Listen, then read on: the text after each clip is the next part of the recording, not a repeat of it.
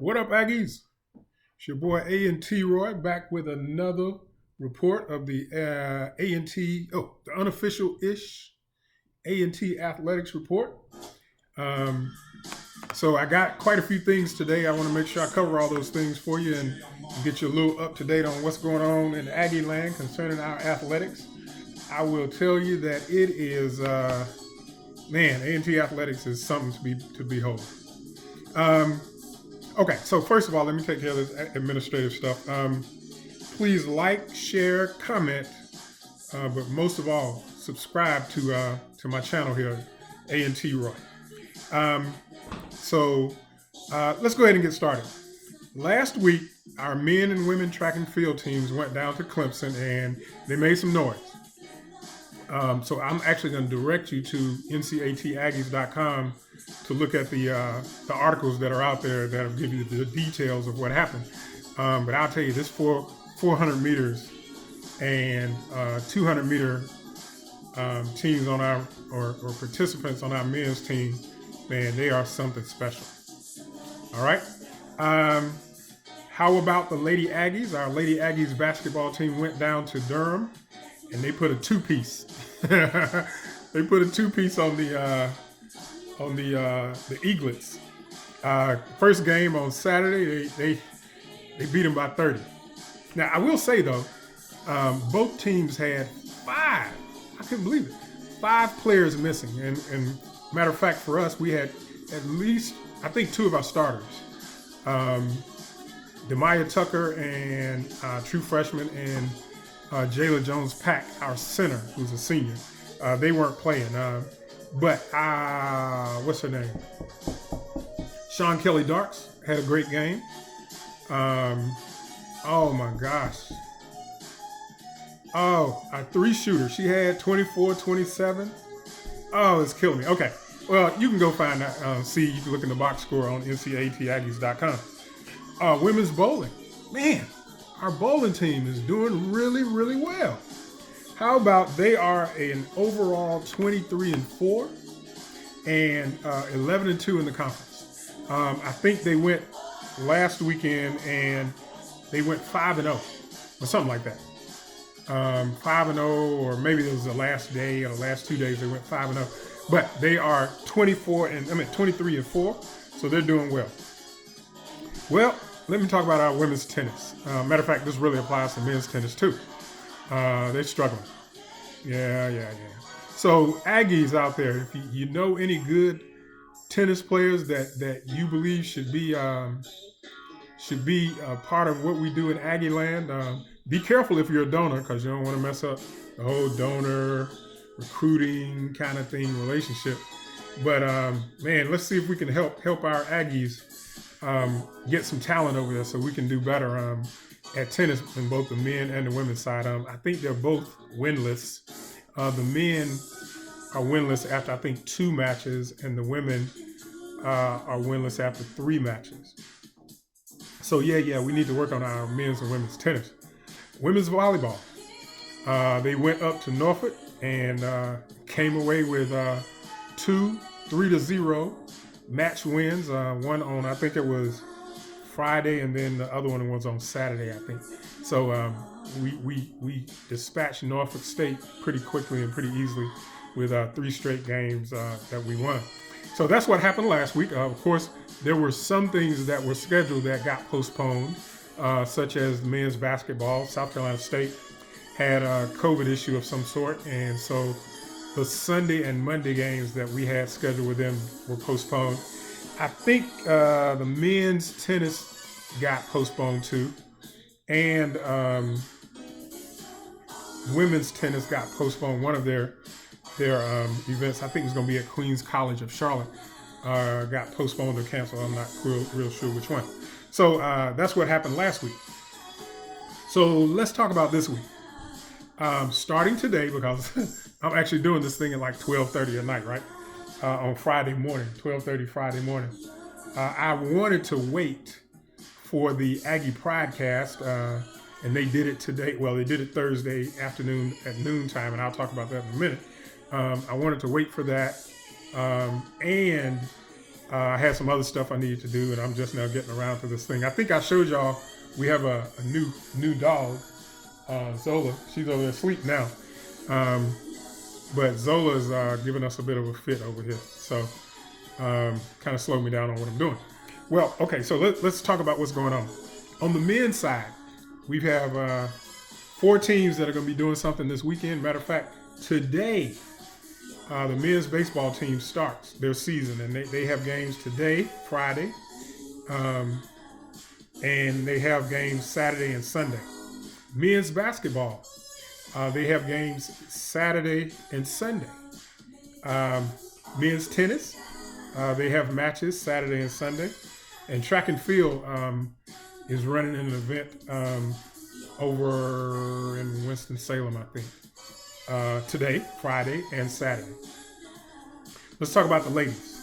So bowling has a match. I think they call them matches in bowling. I'm gonna have to check on that. But they have event today, Saturday, and Sunday. Softball.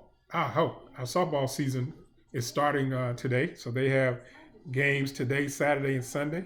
Again, track and field for the women. Same thing in Winston-Salem. And women's basketball has games scheduled for this weekend, Saturday and Sunday. So it's going to be a really full weekend.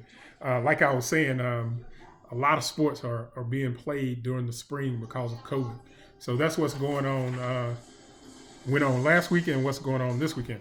So a few things I'll talk about related to football. In the comments, I'm going to put 2 or 3 things. Coach Washington actually did a short interview with Paul Feinbaum. Don't know if you know him, but he has a show on ESPN, the ESPN network, a radio show. So he interviewed Coach Washington on there, and of course asking him about what's going on with A&T football and where we're looking going down the road. So I'm going to put the link for that in the comments. Don't know how many of you saw the video, because I didn't post it in the Aggie groups. How many of you saw the video that I did that I called the big reveal? So I'm going to put the link to that in the comments for this video. You can go watch and listen to that. And what I did was I talked about what's on our football team in a little more detail than what I've talked about before. Actually, the numbers are better than what I've been telling you before, especially since we're not going to see these players until the fall. So that ratcheted up the numbers for what we have. So yeah, the big reveal, the link will be in this video, in the comments for this video. And I'm also going to put the link for the Aggie Pridecast in the comments for this video. And I'll tell you a little bit about what happened on the Aggie Pridecast. Was they had our AD Earl Hilton, they had our coach, our football coach, and we had what is projected to be our starting quarterback, Jalen Fowler, and then, oh man, I can't remember the young lady, Ida from our ladies bowling team. She's apparently one of our better bowlers. So she actually did a great job asking questions, interview questions. They let her ask questions of the coach and the AD, and of course of Jalen. So that was pretty good. So yeah, I'm going to put the link in there for the Aggie Podcast for this week, and so you can go and watch that and listen. But I do want to talk about a few things. So in the big reveal, I talked about what we talk about when, I think some of you know the term, we do chicken, right? So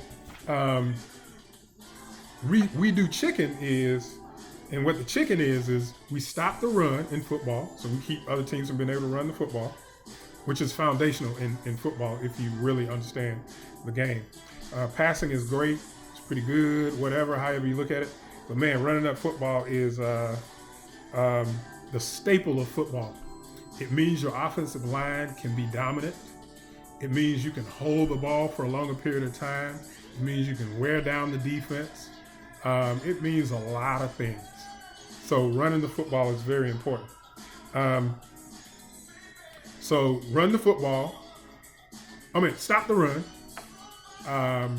Protect the football. Don't have turnovers, interceptions, fumbles, that kind of thing. And win the kicking game. Punting, kickoff, field goals, extra points. Man, Those few points that you can get off the extra point and the field goal can be big in football games. Whether you can kick the ball to a certain place on the field on a kickoff, or kick it so that it's a touchback and other teams can't return the football is really important. Punting can change position on the field. You can put a team deep in their own territory. Matter of fact, I will tell you, our current kicking coach, Dom, oh man, I can't remember his whole name, but he goes by Kick Squad Dom on Twitter, was our punter, at least when we beat Appalachian State up in not Colorwee, but Boone, back in 2013, and he pinned them close to the end zone several times, and they had a long way to go, and we were able to keep them from scoring touchdowns and beat them in the last time that we played them. So win the kicking game. So let me say it again. Stop the run, protect the football, and win the kicking game. That's how we do chicken. Now, Coach Washington also talked about, as we prepare for the fall season, which is 5.5, 6 months away, not a long time. It'll go by fast, even though I wish it was here yesterday. He talked about some of the things that they're going to do. They're going to be looking to get bigger, faster, and stronger. They're going to look to work while they're not playing so much football now. They're going to be working in the classroom to ensure that their grades are where they need to be. Matter of fact, he said in our recruitment, that's the number one thing they look for, how well players are doing academically. It's really important, right? So he talked about that. But here's what I want to talk about outside of academics, because again, that's number one for what any team should be doing, and especially us. So he talked about fundamentals, football fundamentals. And so here's the things that he talked about: steps, hands, hips, and eyes. And you'll see it on the video. So what he's saying is this: the fundamentals that you teach in football, they're a staple to being able to be a good football player, no matter what scheme you run, defensively or offensively. What steps do you take? And here's what I mean. A linebacker on defense, do you take a step forward? Do you take a step backwards? It depends on what you're doing. Sometimes it depends on how many steps you take in whatever direction. Same thing with a defensive back, right? A running back or tailback, once the play starts, what step do they take? The first step, right? What do they take? The wide receivers, to try to get off the line of scrimmage when they're being contested by a defensive back or cornerback, what steps do they take, right? The other thing, oh man, I lost my thing here. The other thing is hands. Where do you put your hands? A defensive lineman, where do you put your hands when you engage with an offensive lineman? Same thing on the offensive lineman side. Where do you put your hands in order to be able to best block a defensive lineman or whoever, right? Wide receiver. What happens with your hands to keep a defensive back from being able to keep you from getting off the line of scrimmage so you can run your route? Same thing on the defensive back side. Where do you put your hands to be able to keep the wide receiver from getting into a pattern, right? Hips. Oh my gosh, this is a big deal. Where are your hips? This is defensive back centric. Defensive backs who have great hip motion to be able to turn and move is almost quintessential to whoever they are in terms of being a good defensive back. Same thing with linebackers. How good are your hips to be able to move in different directions, to be able to stop, to be able to turn and get back into your motion, right? And then eyes. Where are you looking? Defensive lineman. When you're rushing the quarterback or you're trying to stop the run, where are your eyes on a particular play? Same thing with a linebacker. Same thing with a defensive back. Are you running with a receiver and you're not paying attention to that receiver and the ball coming to see when their eyes look back or they put their hands up to try to catch the ball so you can knock it out of their hands or do whatever you might need to do to maybe intercept it? So football fundamentals, what we teach at A&T are these things: steps, hands, hips, and eyes. I think that's all I got for tonight. Aggie Pride.